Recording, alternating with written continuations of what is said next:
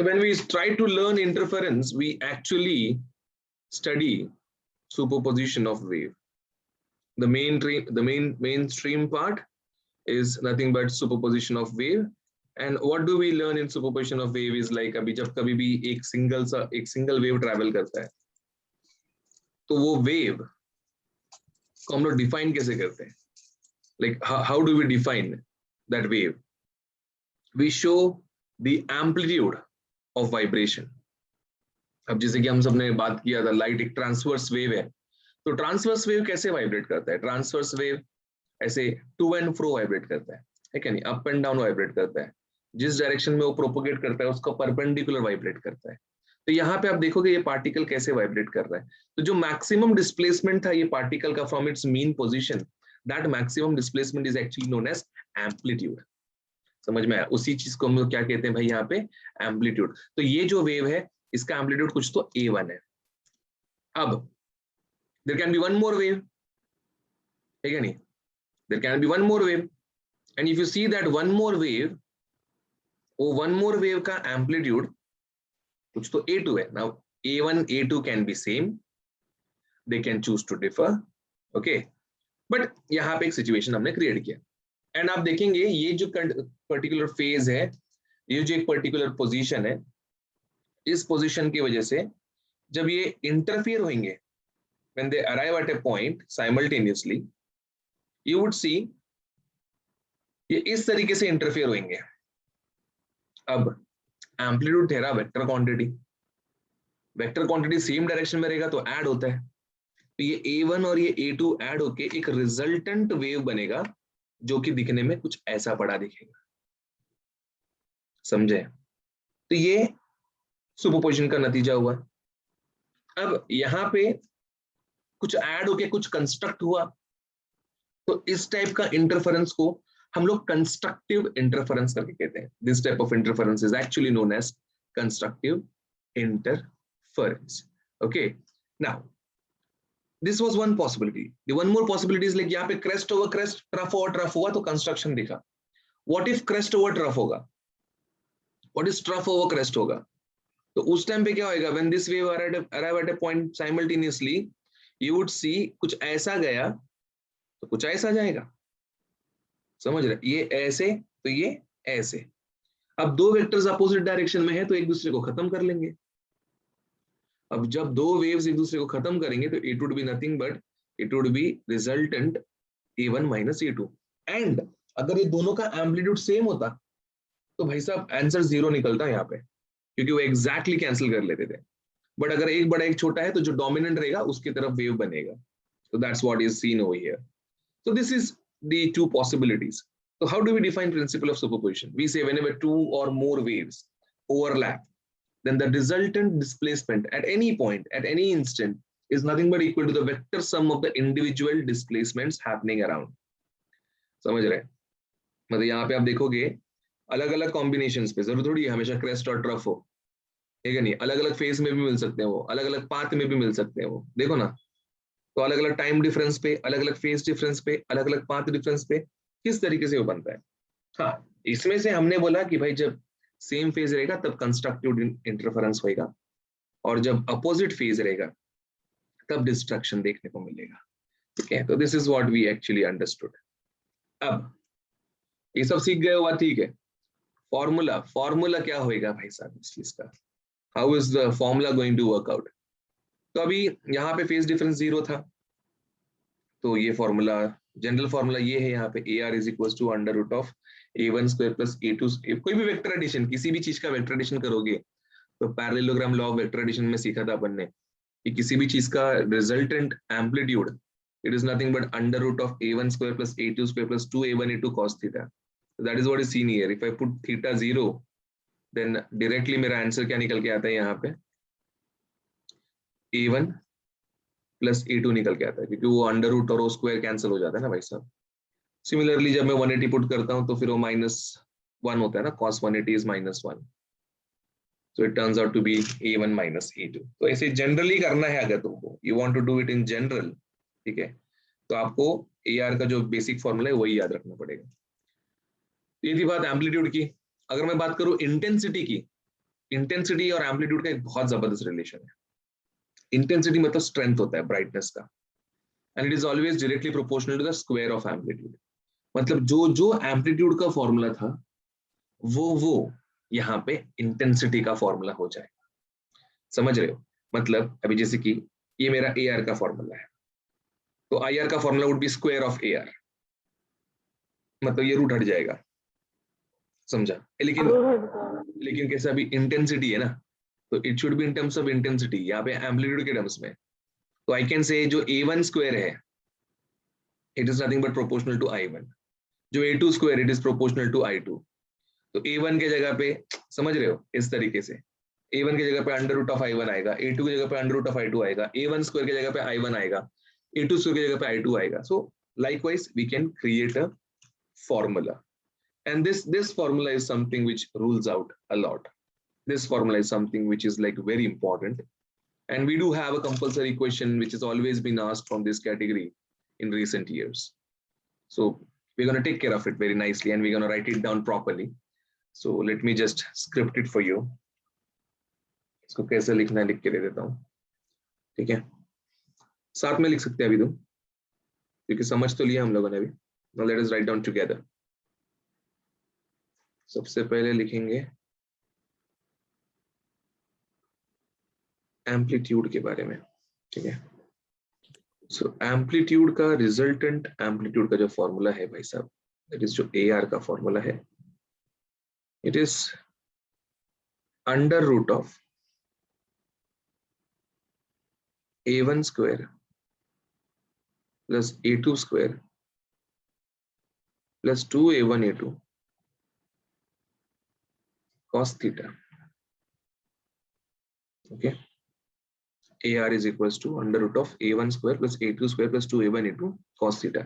अभी cos theta को काफी जगह पे तुमको ऐसा फाई लिखा हुआ नजर आएगा, ठीक है? बिकॉज फेज डिफरेंस है ना, फेज डिफरेंस को फाई से रिप्रेजेंट करते हैं, cos फाई करके नजर आएगा। बहुत सारी जगह पे फाई का वैल्यू देते नहीं है, they don't give the value of phi. तो फाई मतलब क्या होता है? फेज डिफरेंस हो जाता है। तो फेज डिफरेंस अगर आपको ढूंढना है, if you really want to find out phase difference, then that phase difference phi is actually is equals to 2 pi by lambda into path difference. समझ रहे? This delta x is path difference, and path difference is always given in terms of lambda. आपने already wave motion वगैरह में सीख के रखा है ये how path difference are given. So you would get phase difference in radian all the time. You would be having its value as pi, pi by 2, pi by 4. You would be getting it accordingly. But yeah, this is how it works. 2 pi by lambda into delta x. नहीं दिया है तो, दिया रहेगा तो directly use करो. Then we saw some special cases. And which were those special cases? The special cases were if theta is 0, then this AR becomes A maximum, and we saw A maximum is A1 plus A2 directly. Then if theta is 180 degree, then the resultant amplitude is minimum, and A minimum is A1 minus A2. So generally they never ask A max or the minimum, they instead ask for what is the ratio of A max upon A minimum. So this stands out to be the ratio A1 plus A2 upon A1 minus A2. Okay, chalo. So this holds good for amplitude, I guess. Now we can move towards the intensity part. इसको मैं जरा लिख देता हूँ यहाँ पे, path difference, so that we can root out some space. चलो ये हो गया एम्पलीट्यूड। अब इंटेंसिटी, अभी इंटेंसिटी का कुछ ऐसा खास अलग से तीर मार के आता नहीं है भाई साहब, ठीक है? इंटेंसिटी भी बहुत ज्यादा बेसिक ही है, तो उसको उसके साथ में ही रखते हैं। So when we say intensity I is actually directly proportional to amplitude का स्क्वायर। तो यहाँ पे इंटेंसिटी जो है IR it is a1 square plus a2 square plus 2a1 a2 cos phi. It's not always equal to, it is always like proportional to, but we can just take that particular constant as 1 over here. Or intensity can be written as I1 plus I2 plus twice of root I1 I2 cos phi. समझ रहे हो ये? This is how IR stands out to be. This is how it looks like in reality. ठीक है, तो ये अपन ने समझ लिया इधर पे एक बहुत क्लियर तरीके से. Then we do have formula for I maximum. We do have formula for I minimum. So we can also say that I max upon I minimum is nothing but square हो जाएगा ना amplitude का, तो ये हो जाएगा a1 plus a2 upon a1 minus a2 का whole square. ठीक है, ऐसे लिख सकते हैं. या फिर a1 को मैं कभी भी लिख सकता हूँ रूट ऑफ I1, a2 को मैं लिख सकता हूँ रूट ऑफ I2 अपॉन यहाँ पे भी वो same root of I1 root of I2 the whole square. तो ये इस तरीके से हम लोग I max upon I minimum बहुत आसानी से कर सकते हैं. ठीक है, एक बहुत ही स्पेशल केस है ये कैटेगरी का, जिसको हम यंग्स डबल स्लिट एक्सपेरिमेंट कहते हैं. अभी तक सिखाया नहीं है मैंने, आगे जाके सिखाऊंगा, बट फॉर्मूला देके रखता हूं that whenever it would be case of YDSE, whenever it is going to be a case of Young's double slit experiment, we have a long way to go through this, but yeah, whenever it is going to be a case of YDSE, Young's double slit experiment, वहां पे I1 और I2 का value same होता है. समझा? Condition है, experiment का condition ही है भाई साहब कि I1 और I2 का वैल्यू सेम होता है. तो वहां पे जो ये IR होता है उसका value directly 4I0 cos square 5/2 करके हो जाता है. So this is a formula which is supposed to be used only for YDSE, not every other time. समझे? तो ये आपका पूरा फॉर्मूला लिस्ट का पट्टा है भाई साहब, ये सबको आना चाहिए. ओके, आई होप सबने लिख लिया ये चीज. एक स्क्रीनशॉट भी रखिए जी इसका साथ में, एंड इसको लिख के भी लीजिए.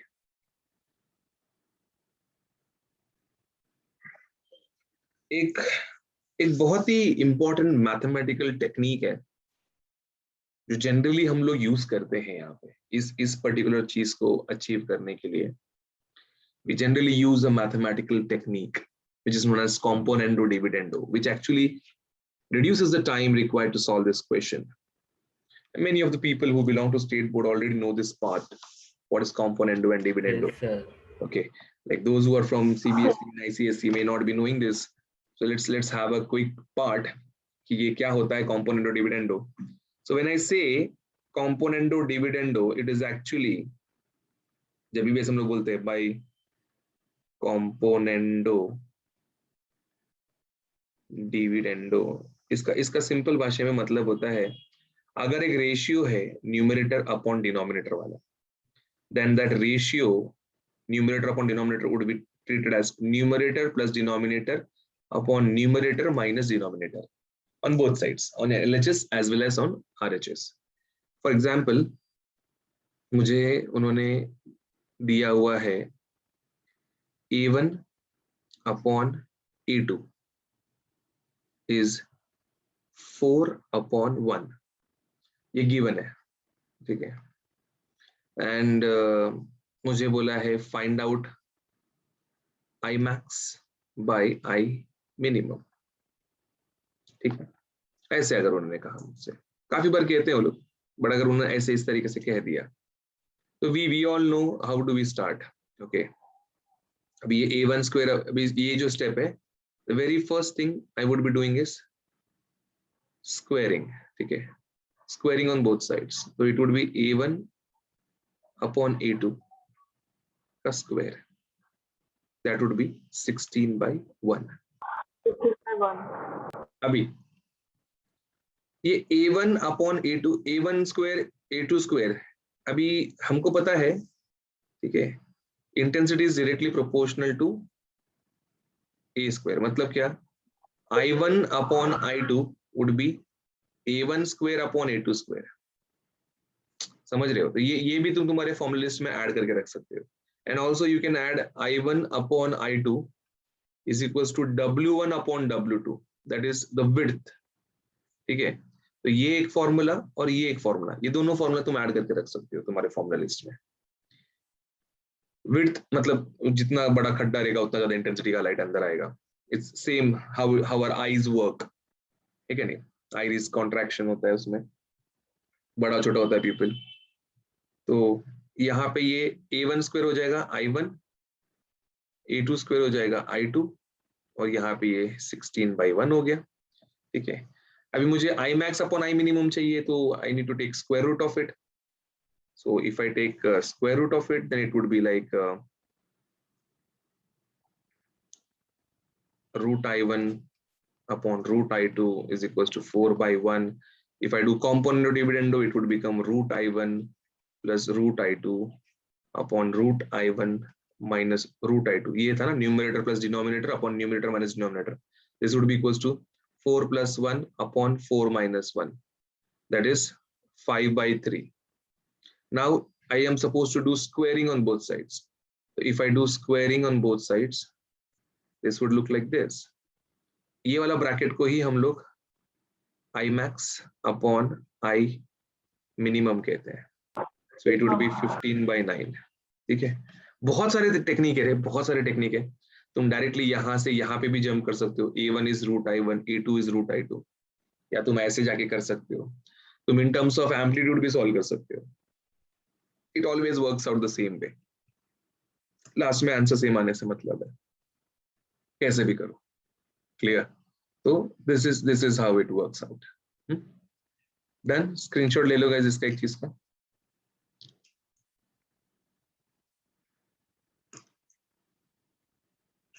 Done sir. चलिए अभी कुछ क्वेश्चंस करते हैं इसके ऊपर। ये सब तो हो गया अपना, ये सब देख लिया अपन ने, ये भी देख लिया, ये भी लिख लिया है, ये लास्ट वाला भी लिख दिया अभी हमने। Now let's do some questions. कितना फॉर्मूला है, बार बार आ रहा है। सब देख चुके हैं अपन। Let's use it now. ठीक है, अब यहाँ पे ये जो क्वेश्चन दिया है, 2 slits in Young's experiment have widths in the ratio 81:1. What is the ratio of amplitude of the wave coming from them? ठीक है, जरूरी नहीं कि हर बार ये लोग तुमको वही पूछे जो तुमको देखना हो, ऐसा जरूरी नहीं है। They can ask you anything. Okay, they can like literally script you on anything. तो आप यहाँ पे देख सकते हैं, there are 2 slits in Young's experiment which have widths in the ratio 81:1. मतलब W1 upon W2 is given. Width मतलब simple भाषा में वही होता है, W1 upon W2. What is the ratio of amplitude of light wave coming from them? अभी हमने एक फॉर्मूला लिखा हुआ है, I1 upon I2 is W1 upon W2.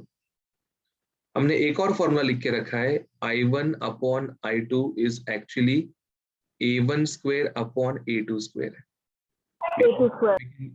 We can equate this both, and when would we equating this, A1 square upon A2 square would be equals to W1 upon W2.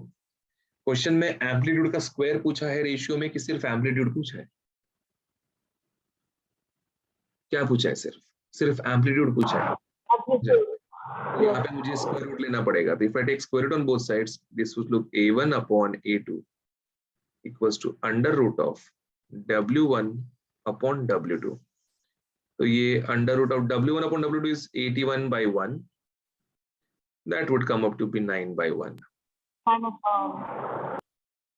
बस इतना ही रहता है, वो इतने में ही खत्म हो जाता है, ज्यादा कुछ है ही नहीं उसमें इतना सोचने जैसा, इतना लेके बैठने जैसा।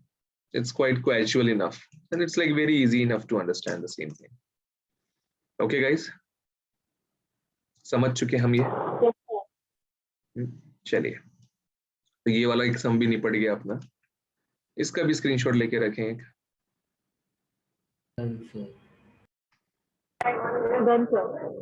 ठीक है, now I would give you one question to try. ठीक है, तुम बोलोगे सर ये बहुत डिफिकल्ट हो जाएगा, चलो ठीक है, ये वाला मैं करता हूँ, इसके बाद वाला तुम करो भले।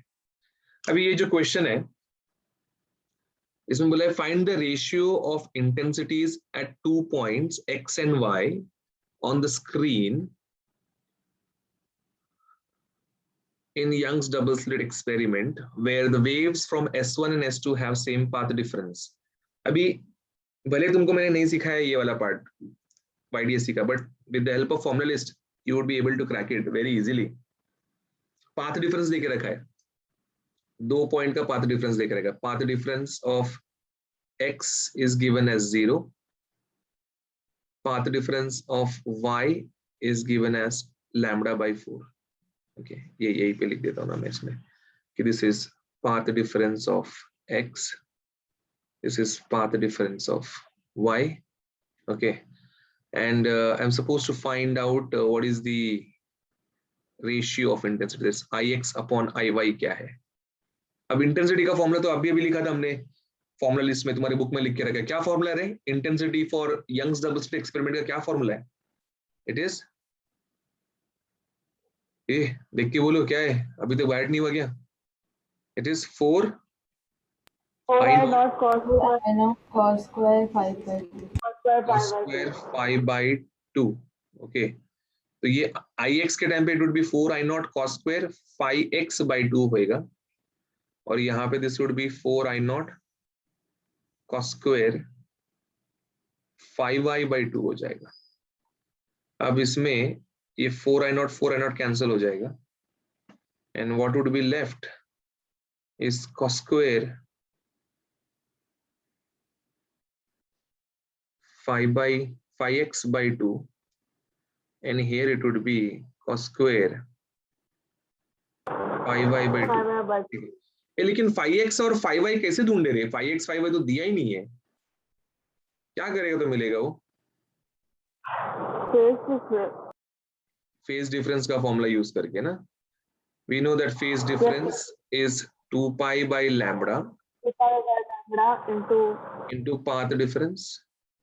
So this would be 2 pi by lambda into path difference of x is 0, तो 5 का वैल्यू भी 0 आएगा भाई साहब। ठीक है, चलो फिर 5y चाहिए अगर मुझे, if I want 5y then it would be 2 pi by lambda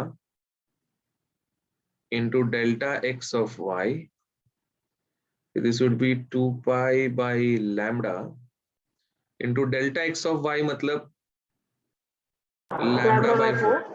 ठीक है, तो lambda by 4 है तो क्या होएगा भाई, तो ये lambda lambda कट हो जाएगा, 2 1s और 2 2s बच जाएगा, मतलब अल्टीमेटली क्या रह जाएगा तुम्हारे पास? 5 by 2 रह जाएगा। ठीक है, so okay, we have the sufficient data required to solve the question.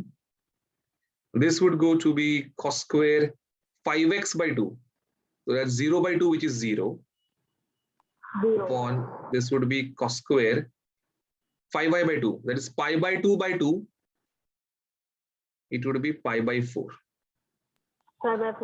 Now cos 0 is 1, 1 का square हो जाएगा, cos 45 is 1 upon root 2, तो 1 upon root 2 का square हो जाएगा, तो ये 1 upon 2, that is 2 by 1 होके आएगा। I hope you know how the simplification is taken care. Yes, sir. So this is how you're supposed to crack some questions based on intensity. It's like too mainstream, it's too important to crack these kind of questions. Please take care of it, take a screenshot of it.